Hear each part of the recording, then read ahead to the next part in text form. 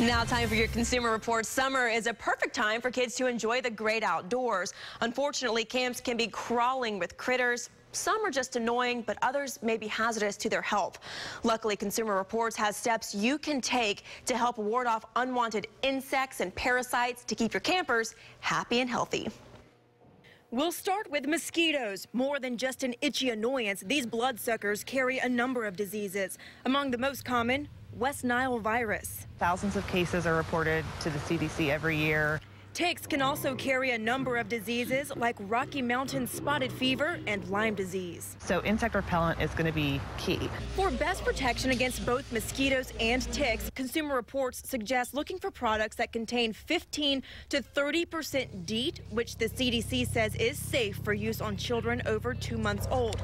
Even so, children should not handle insect repellent themselves. Counselors should be applying insect repellent to kids. Ticks are a particular danger in grassy or wooded areas. If your camper will be hiking or spending time in tall grass, best to keep them well covered. Long pants, socks, closed-toed shoes, long sleeves are good, and go ahead and tuck their pants into their socks. As for natural repellents, Consumer Reports testing found they generally offer very little protection.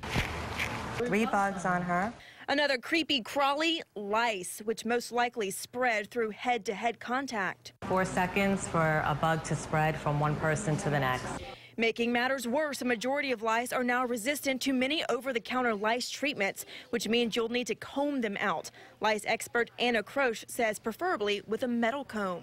The teeth are very close together. It really helps to remove the nits and the bugs. A plastic comb, not so much. Like shampoos or sprays that claim to repel lice, Consumer Reports says save your money. There's little evidence that they'll actually work.